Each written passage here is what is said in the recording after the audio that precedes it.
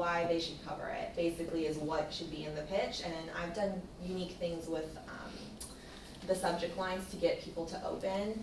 And I had a, it's boring, but a data center server rack manufacturer, and we went out with check out this rack as the subject line, and I got a lot of coverage for that. Yes. I think too, I want to add, because I did journalism, I think that's something that helps, especially if you're doing, we don't really, if we're doing media outreach, we're going more to newspapers and to print things, because a lot of it is event-based, like I said. So I think having a million journalism classes and like 2 PR classes really helped me, because you want to write in the inverted triangle. You want to know how to write a press release. So if you've taken journalism classes, you know how to write. With that, as like tight as journalism is right now, with how few reporters there are, if you can write in an inverted triangle, you're much more likely to get in, because they just chop off what they don't need and they stick it in the space. So having those things, using AP, writing in the correct format, using your dateline and having everything that way, they are much more likely to use that. So I think that was really beneficial from my experience. I so appreciate them plugging AP for me, especially for those who are like, why is she making us do AP? They just changed the percentage. You can now put a percentage symbol. Oh, I know. You couldn't do it before. Crazy. Well, because it had different rules, yes, right, for it. So is it optional either way? Like, can you yeah, you can do either or? You think you can do either or. Okay. I still write. I gotta update that quiz again. Yeah. So yeah, but it's real, guys. AP is important, and that's why we start here in the principles class, so that if you do decide to change careers, as both of them did, you will have that foundation. So, what else? Yes. What was the most challenging experience you had in becoming where you are now?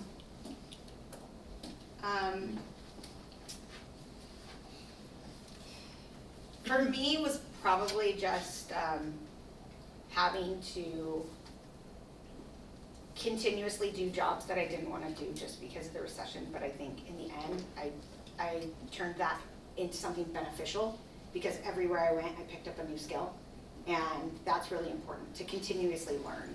Like, okay, can't do this, learn this. Because now I'm this kind of jack of all trades, master of none, but not really. But like, if something needs to be designed, I can do in design. If something needs to be done on the web, I can do that. I can do everything. And so I think that's why I'm a good fit for nonprofit.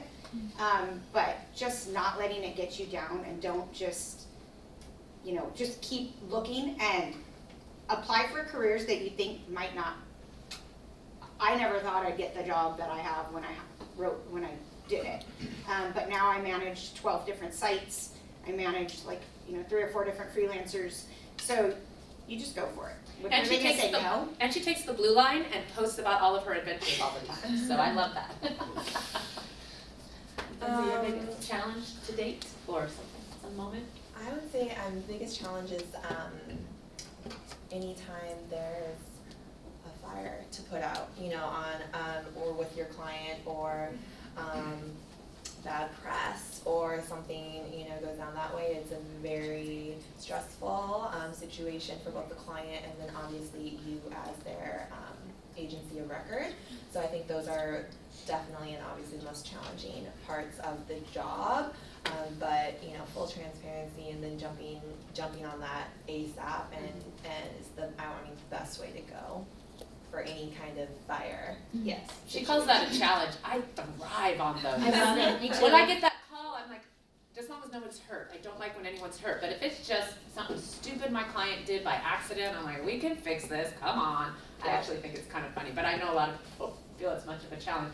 I want to correct myself. I said that she had a very traditional path to public relations, meaning that once she studied it, she went right into agency life, but clearly not traditional to come out as a ballerina into PR. So that part was not traditional. All right, other questions? Yes? Question for both. How much of your work is outside of normal business hours? Mine should be way higher. Yeah. You should be doing more outside of business, but you draw the line? I should be, no one person can do everything that's on my plate, and it's constantly coming. And like, we used to ask, our president is, I don't know, Gregory Peck's son. I don't know if you guys even know who Gregory Peck is. But we would ask him, like, how do you stop yourself? And he goes, once I know that I've put in my full day work and I've done what I can, and it's just time to let it go. Like, I could work forever and never be done. And I have kids, I have a family life. One bad thing about mine is I work with women that are single that don't have kids. So their relationship is work, and I have to draw the line sometimes. Like, I'm turning off my phone, so. Yep, and you can do that until there's a crisis, and then you have to jump in. Yes. So clearly she's working to draw that line. I get that, yeah. How about you? There's no line. I am single and married to my job and my work. So my agency, both of my agencies I've worked for have been really good about 8 to 5, 9 to 5, whatever the hours are, having you just be offline. But obviously, and this less so for, you know, when you first start out versus when you're the one managing the accounts. But I would say that I have pretty good work-life balance, but I'm also the kind of person that will be checking my email until midnight, you know, just to make sure if I need to, you know, respond to a client, you know, I'm there for them. Happy clients are the best clients, yes, so, and I can do that, you know, I don't have a family, so. But I'll take a guess, because I do have a family, and I never, ever shut down. Part of that is because I run my own consulting practice and I need to be available, but it doesn't bother me. Does it bother you most of the time? No, I mean, I Yeah, don't. it just kind of becomes part of your day-to-day. So, whereas you have little ones, and you have made the decision to draw that line, and you can, especially in-house. When I was at Toyota, it was an easy line to draw. In-house. The line, Yeah. the line's gonna be gone until January, maybe. Oh, so you have your phases where you've got to work extra. She told you about all of her This is projects. This is their busy time, and then January will come, and then your office probably, if you do have to work a weekend, you can take a comp day. Do they do that? She's like, what's it called? Or a half day, or leave it too, and no one's going to say a word, kind of thing. No, not really. We did that at Toyota. That's what we'll do. We do that too at the end. Like, Yeah. we But they take are days pretty back. flexible. They're Pretty- flexible. They are pretty flexible, yeah. So I think all the factors are your own personal preferences. It doesn't bother me. I'm so used to it. It's just life for me. I'm going to draw that line when I can, and I have to erase the line when I can't. And it depends on your environment, your personality, the job, What's happening what's at that happening at moment. that time. So it really kind of shifts and changes. Yeah. Yeah. What else? Yes. How big are both of your guys' teams and like office you work in? Well, we have the 12 off-site, but like in our downtown office, our development team, which is what I work for, basically I'm communications for a development team. We have 6 of us. Okay. And y'all understand what development means in a nonprofit? We make the money. So they're making the corporate partnerships and the donors and all of that. That's called development. Events. Anything that points to more money More in, money. which could be individual donors, or it could be corporate partners. All of And that comes under I development. think we grew by $5 million last year. Just because they hired you. Because my boss is crazy. There you go. How about your team? I think we have like 10 people in the office at ours, so we're like a boutique agency, so not like the Edelmans of the world. I showed them a chart of how many employees, and Edelman Yes. is what, 3,500, 4,500? Yeah. A whole lot of people, all the way down to, what was the top 10, I showed them the stats for the top 10 agencies. I forget what the 10th one was, just under Bolin, and they were at 2,000 employees, so yeah. And we talked about how Ferris Communications is one. We have tons of 8 to 15 person agencies throughout Orange County and LA. By the way, you're really lucky to be sitting in Long Beach, California, because you can walk to Orange County. So you've got all the Orange County agencies and corporations, and you've got all the LA County as you look for internships, or if you're staying here after graduation. There's tons of great jobs Definitely. and opportunity. We have so much, and you're kind of in the middle to be able to work at both. Okay, what else? Yes? What part of real life practice contradicted theory? Like the biggest shocker? Like, So what you learned in class versus, and then you got out there and that's not how it is at all? yeah. Okay. Well, they both went to Long Beach, so they know everything practically. I'm kidding, I'm sure I there were actually things. felt like I was pretty prepared. I felt like I got the writing skills I needed here, and it was not really a big shock. I mean, I think the fast-paced environment, so once I got there and, you know, like, yes, this needs to be drafted, distributed, and we want leads by end of day, that I was like, what? Excuse me? But I would say just the fast-paced environment, but in terms of writing, a pitch that I write for the agency is very similar to what I learned how to do here. And then, like I said, the AP style is so, so important. Yeah, can't say that. I think I wasn't, when I went to school, my brothers are journalists, and I was like, oh, I like to write, okay, I'm gonna do journalism. But then I started having kids, and then I looked at what journalists make, and it's not very much money. And then I took a PR class and realized how much PR people make, and I was like, I'm in the wrong profession. So I did switch over, but I also liked having both.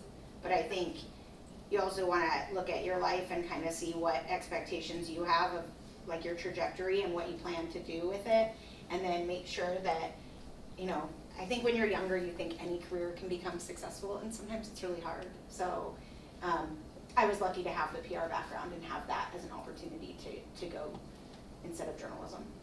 And it's important to note that our program is super practical. Like, I teach this class probably more practical than the PhDs would like me to. They want us to do all this theory. We do a little theory, but we mostly just try to focus on the practical, because that's what's gonna prepare you for your career, for those of you that are gonna go into PR, which not all these folks are planning to go into PR, but And a lot I of them would are. say take advantage of what you have to offer in the department here, or what's offered here in the department. So I also wrote for Daily 49er and Dig Magazine, so got a little bit of that journalist side, learned how to write articles, which I think is very helpful for then when now drafting pitches to get article placements. You know, so I think that really helped. Also, like I said, the Bateman team really helped as well. Mackenzie, give did me you the hear skills. that Bateman got first last year? What? And that was Didn't their hear about advisor. that. No, I didn't hear Krista was their advisor, so we won national. We'll talk all about that, because I'm sure you're gonna try to get recruiting. Are you doing it again in the spring, or you don't know yet? So, yeah. And will you be coming here to recruit at the end of the semester? Okay. So you'll hear all about it. Yeah.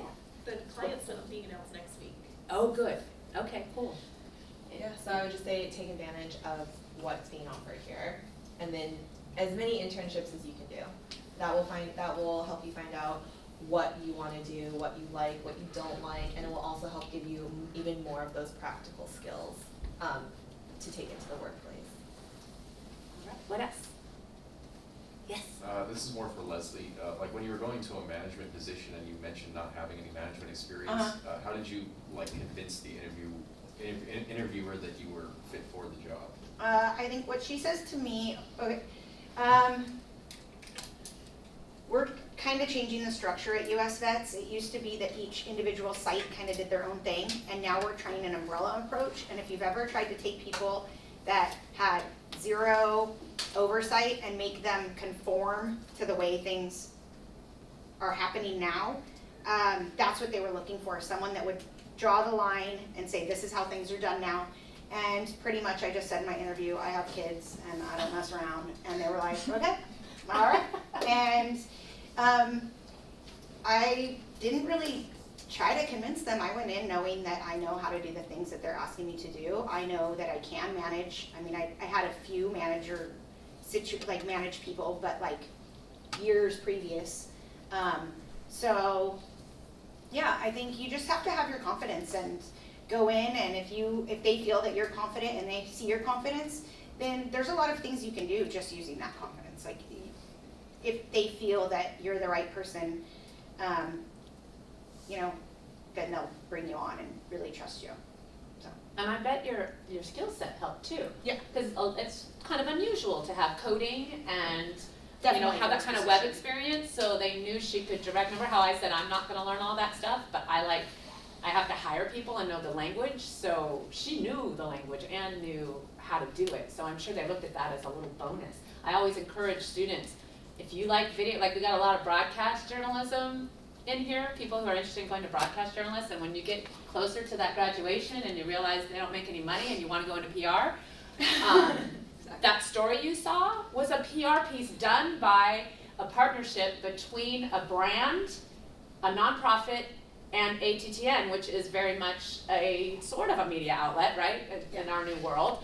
So there's opportunities to do that kind of thing and not necessarily be on TV doing sports broadcasting or whatever. So learn the video stuff. Yeah, learn the web everything. stuff while you're young, because when you get old like me, you're like, I don't know, I'll just hire someone. But that'll all make you very marketable when you go in for a job that seems a little too high, but then they see all you have to offer and they're like, not exactly what we thought we'd hired, but this is gonna be good. And they didn't have anything. They didn't have anybody to update the web. Like, so when I got in there, it's like everything needs to be done. So we're redoing all of the collateral, all of the handouts, all of the flyers about our programs. This is all happening right now. So we're redoing web, everything. Everything has changed. So they needed somebody that could go in and go, let's handle that. Let's fix this. This I can do tomorrow. That's gonna do that. That's pretty much what I do. Yeah, and then it evolved from there to where she gets to do more management now, right? All right, what else? We got time for probably one or two more questions. Oh, come on. Here we go.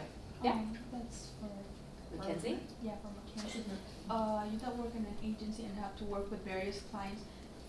Was there ever a time that you worked with a client that you didn't agree with, like their ethics and such, and had to reject? Is that something you can do on your job position? Good question. So it's not just my decision. I would definitely say though, in the position I am now, I definitely have more say in the kind of counts that I take on, or help with like the new business outreach. So when we're trying to bring in more clients, I would say both my agencies did a very good vetting of clients, because some clients can be more difficult than others, or and then you're going to find a lot of times that many of your clients just don't understand what PR is. They say, we want it, we need it, what is it? And so they don't understand. So it's really about the education. So educating them what PR is, what it's going to do for their company, and then also vetting them to see if they're going to be a right fit for the agency. If they are, we call them, red flags in our, first meeting with them to see if we're going to bring them on as a client. There's a lot of those red flags. We might say, I don't know if it's going to be a fit. Then obviously some slip through where they're, they can be a little crazy or demanding, but that's where you learn how to juggle, and you learn how to work with them and educate them, and then also show them like the results and what you're doing for them and everything. Get them on your side. You've never had a client ask you to lie on their behalf, or No. No ethical No. thing. I haven't Yeah. had to do. You're lucky. Yeah. You're lucky.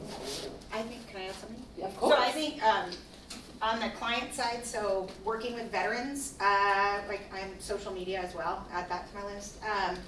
But we have certain people that like hate US vets, like clients that maybe got kicked out because they wouldn't stop drinking on a site. They didn't want to follow the rules. They didn't want to follow the rules, or they, whatever. So we have certain clients,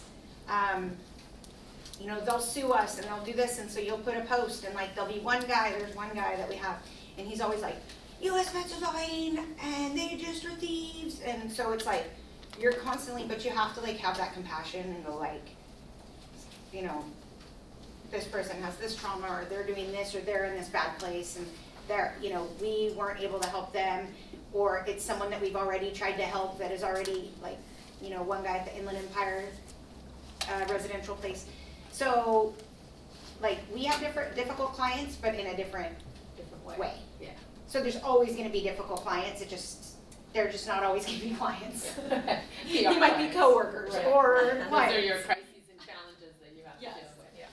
I would like to have you comment on time tracking, because we haven't talked about that much. I think it was in some of the articles I had you read, but how do you just get Leslie gets her paycheck, well, you both get your paycheck no matter what, you always get your paycheck. Yeah, don't be She scared. does not have to track her time I track my time in 15-minute increments. How do you track your time? By 15-minute increments. 15-minute. And there's different programs, so different billing and time tracking tools depending on the agency. I have to go in, I keep a notepad and I write down every project I've worked on, the time, how long I spend on it, and then at the end of the day I go plug it into our, well, we use Function Fox, so Function Fox. And that is not necessarily, it's not for my paycheck, making sure I get paid, or my hours that I'm putting it in, it's for the client. So when the client says, I don't feel like you've worked enough on my account, or I'm not seeing, what you're doing, and we can say, here's the 30 hours spent in the month of September and what it was spent on, whether it was drafting this press release, whether it was this media outreach for this pitch angle, whether it was collateral development, meetings, phone calls, any of that, and you can say X, Y, Z, so that it's for the clients to cover the agency's butt. Right. Yeah. And it's to make sure you're budgeting the time properly. Yes. If a client's paying you for 50 hours a month, you don't want to work 80 hours a month for them, because that's called over-servicing an account and you're not making your maximum money. Question? After graduation, how long did it take to find a job? I had my job lined up before graduation. Of course you did. No. I honestly don't know, and it wasn't even in, I guess I went to Cerritos College and did an internship, so I found that pretty quickly. But it took you a while to land a true Oh, a real job, yeah. communications. To be Years. To be fair though, it was because my old boss at my internship was at this agency now, and I hit her up and I said, I'm graduating, is the agency you're currently hiring, I'd love to review. She remembered me as an intern and she said, let me check, and she's like, yes, can you come in for an interview? So it's also about the connections Definitely and connections. keeping those connections and networking. I think too, even though I didn't go the traditional path, every job I did have was communications, whether it be graphic design, I'm communicating, that's, that business, that they're my clients. So if you look at it that way, same at LMU, I was communicating through creating websites and doing different digital projects. So everything is kind of communications, it's just not the traditional, hey, let me write a press release. I did see one more hand, but we are out of time, but they'll maybe stick around for a minute. If you Sure. have any Any last minute questions, questions for them, give them a hand.